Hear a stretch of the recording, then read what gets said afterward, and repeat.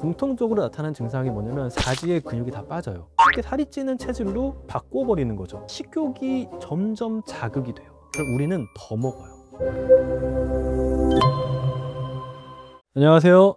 윈다이어트 스튜디오의 내분비내과 전문의 우창용입니다. 오늘은 이런 경우들이 되게 많아요. 열심히 식단 조절하고 운동도 하는데 체중이 잘 안 들고요. 오히려 뱃살이 늘어나는 경험을 하시는 분들이 굉장히 많아요. 그런데 이 배움에는요, 스트레스 호르몬이라고 하는 이 코티코스테로이드, 코티졸이 있는 경우가 정말 대부분이거든요. 그래서 오늘은 이 스트레스 상황에서 분비되는 이 코티졸이 우리 몸에 어떤 변화를 일으켜 가지고 이렇게 배가 나오게 하고 체중 관리에 악영향을 끼치는지, 왜 이것이 다이어트의 적인지 한번 정말 쉽게 설명드려 볼게요. 굉장히 재밌습니다.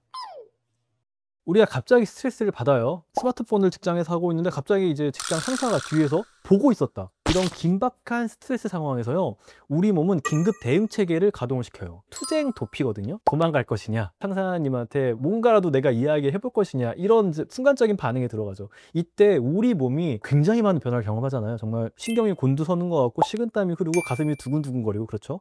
부신에서 아드레날린이라는 호르몬이 나와요. 이게 우리의 어떤 혈압을 올리면서 신경이 곤두서게 하는 거거든요. 동시에 이 코티졸이라는 호르몬이 분비돼요. 근데 이 두 호르몬은 기본적으로 이 투쟁도피 반응에서 우리의 몸을 좀 보호하기 위해서 분비가 되는 거거든요. 이 아드레날린이라는 게 이렇게 심박동을 올리면서 피들을 전부 다 근육으로 쫙 보내거든요. 그러면 장으로 피가 안 가게 돼요. 그래서 일시적으로 식욕이 뚝 떨어져요. 왜 그런데 스트레스를 받으면 체중에 악영향을 미치냐? 스트레스가 계속되게 된다면 이야기가 완전히 달라지게 되기 때문에 그래요. 코티졸이라는 호르몬도 같이 나온다 그랬잖아요. 이 코티졸은 연로 보충을 하기 위해서 서서히 식욕을 증가시키는 작용을 해요. 그리고 우리 몸이 에너지를 사용하는 방식을 완전히 바꿔버려요. 원래는 이 코티졸이라는 게요, 짧은 기간 동안에 나오면요, 생존에 굉장히 필수적인 역할을 해요. 염증 같은 걸 좀 억제하기도 하고요, 혈당을 올려가지고 뇌나 근육이 즉각적으로 사용할 수 있는 에너지를 공급해주는 역할도 하죠. 비상 상황에서 에너지들을 어디에 어떻게 분배할 것이냐를 관리하는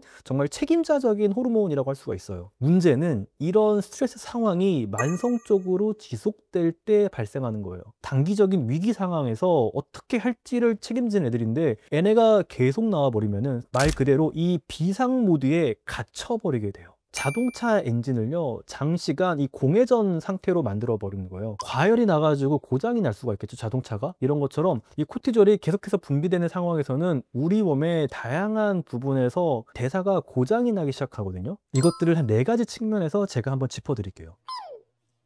이 스트레스 상황에서 분비되는 코티졸은요, 첫 번째로 근육을 노려요. 코티졸이요, 기본적인 작용 중에 하나가 단백질을 분해하는 작용이에요. 단백질을 잘게 부숴가지고 얘네를 포도당으로 만들어 버려요. 이 비상 모드에서 사용할 에너지를 근육에서 뽑는 거죠. 일단 연료를 만들어 놓기 위해서 가장 먼저 쉽게 분해할 수 있는 근육 조직을 분해해서 에너지원을 사용하는 건데, 실제로 코티솔이 높으면요, 근육의 단백질이 분해되고 근력이 감소돼요. 그래서 병원에서 코티졸이라는 스테로이드 호르몬을 장기간 처방받는 경우들이 있는데, 공통적으로 나타나는 증상이 뭐냐면 사지의 근육이 다 빠져요. 이게 너무나 이 비상 모드이기 때문에 당장 불을 피울 장작이 부족하니까 집에 있는 가구들 이런 걸 다 부셔가지고 이거를 에너지원으로 일단 준비해 놓는 거라고 생각을 하시면 돼요. 시간이 지나버리게 되면은 집에 있는 온갖 세간 살림을 다 때려 부셔가지고 장작으로 만들어 버리는 거예요. 근육 자체가 줄어들게 되면은 시간이 지날수록 우리 몸의 엔진 출력이 떨어져요. 칼로리 소모 능력이 점점 감소하게 되면서 에너지를 덜 쓰는 방향으로 가게 돼요. 어떻게 보면은 영양소가 없을 때 생존의 측면에선 유리할 수 있는데, 현대사회처럼 섭취할 수 있는 식품들이 많은 상황에서는 그냥 온갖 이 에너지들 지방으로 저장하는 쉽게 살이 찌는 체질로 바꿔버리는 거죠. 게다가 이 근육이 빠지게 되면은요, 단순히 체중이 는다 뿐만이 아니라 체형의 변화가 더 극단적으로 이뤄지게 되고요, 운동 능력이 떨어지게 되니까 더욱더 활동에 흥미를 잃게 되고, 악순환 속에서 체중이 늘어나고 근육은 빠지고 지방이 늘어나고 탄력도 잃어버리고 활력도 좀 잃게 되는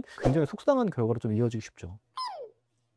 이 코티졸의 두 번째 영향은요, 지방 축적 방식이 좀 바뀌게 돼요. 스트레스가 길어지면은 코티졸 호르몬이 우리 몸에 혈당을 올리는 것도 중요한데 에너지도 좀 비축해야겠다라는 신호를 굉장히 강하게 보이고요, 특히 복부 주변으로 해가지고 지방을 모으려는 경향이 굉장히 강해져요. 왜 하필 배냐 생각해 보시면은, 우리 몸은 이 내장을 보호하고 만일의 사태에 더 쉽게 에너지를 꺼냈을 수 있는 내장 주위에 지방을 쌓아두는 걸 선호해요. 피하 지방보다 내장 지방이 훨씬 더 꺼내쓰기가 수월해요. 실제 연구들에 따르면은 복부의 지방 세포는요, 다른 부위에 있는 지방 세포에 비해서 이 코티졸에 반응하는 수용체가 최대한 4배 정도 많아가지고 잠을 못 자거나 여러분들 스트레스를 만성적으로 받으면은 배의 지방이 몇 배나 더 쉽게 축적이 되는 거예요. 스트레스 때문에 굉장히 고생을 했다 그러면은 다른 곳은 똑같아도 뱃살만 더 붙어있는 자기를 발견하기 굉장히 쉽고요. 이런 스트레스 상황이 지속된다 그러면 체형 자체가 뱃살이 더 잘 붙는 체질로 바뀌게 되는 거예요. 뭐 스트레스가 아주 심한 직장인 분들이나 수험생들이 예전엔 그렇지 않았는데 아랫배가 나오는 거를 너무나 쉽게 우리가 볼 수 있어요. 그리고 잠을 계속해서 못 자시는 분들 있죠. 이런 분들 보시면은 대부분 사진은 가늘어지는데 배가 점점 나오고 있거든요.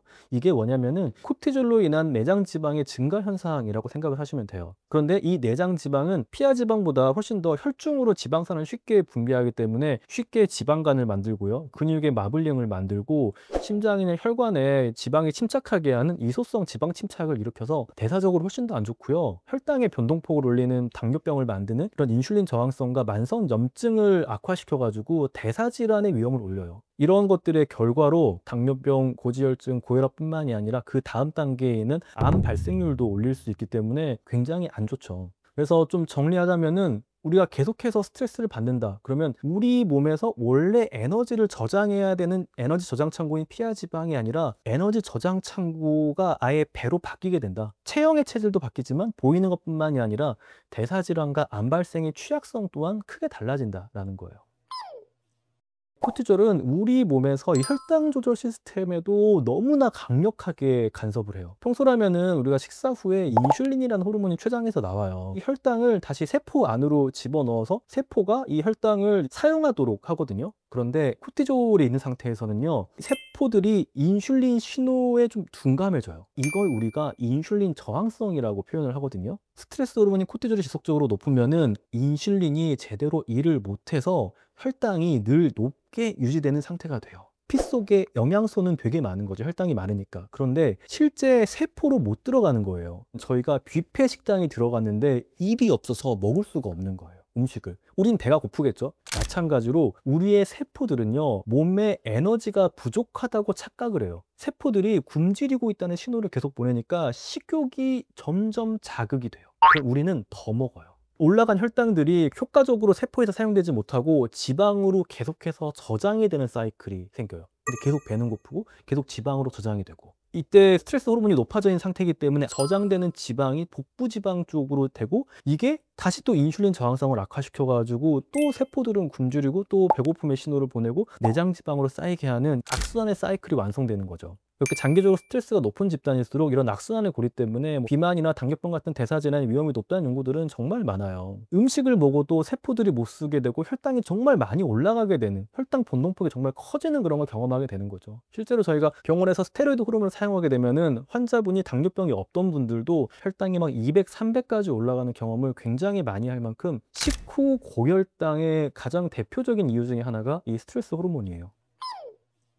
스트레스를 받을 때 또 이런 경우 많이 해요. 자기도 모르게 단 것이나 소울푸드라고 하는 이런 어떤 정제탄수화물의 초가공식품에 대한 폭식을 하는 경우들이 굉장히 많아요. 근데 이게 단순한 의지의 부족이라기보다는 호르몬의 작용 때문인 경우가 훨씬 많아요. 호르몬 변화 상태가 여러분에게 발화한 게 단맛에 대한 충동의 폭발이라고 생각하시면 돼요. 코티졸이요, 식욕을 증폭시키고요, 칼로리가 높고 단맛이나 짠맛이 강한 음식에 대한 갈망을 올려요. 그리고 동시에 편도체를 과활성화 시켜가지고 충동성을 올려요. 그러면은 여러분들은 이미 그 호르몬의 변화대로 행하고 있는 거예요. 코티졸이요, 렙틴과 그렐린 같은 식욕 조절 호르몬에 굉장히 강력하게 영향을 끼쳐서 균형을 깨트려 버려요. 뭐 렙틴은 원래 포만감을 주는 거고요, 그렐린은 배고픔을 느끼게 하는 건데, 코티졸이 높아지게 되면은 뇌가 이 렙틴 신호에는 둔감해지고요, 그렐린 신호에는 민감해져요. 그러니까 배부름은 못 느끼고 배고픔은 더 잘 느끼는 거죠. 배가 불러도요, 뭐 덜 찬 것 같고 배고픔은 더 크게 느껴지니까 과식하기가 쉬워지는 거예요. 이미 호르몬 단에서 여러분의 의지와 상관없이 결정이 돼 있는 거고, 이거를 버틴다 그러면은 여러분은 스트레스를 더 받게 돼요. 이거를 이길 수가 없는 거예요. 이런 생리적인 변화 때문에 만성 스트레스에 시달리는 분들이 무의식 중에 더 많이 먹게 되고, 특히 군것질 같은 것들 있죠. 그런 것들을 하게 될 확률이 높아져요. 여러분들도 뭐 직장이나 학교에서 좀 힘든 하루를 보냈다 그러면은 집에 돌아온 다음에 달콤한 간식이나 야식이 더 생각날 때가 있어요. 이런 게 바로 이 코티졸이나 스트레스 호르몬이 여러분들 뇌에 보내는 신호라고 생각하시면 돼요.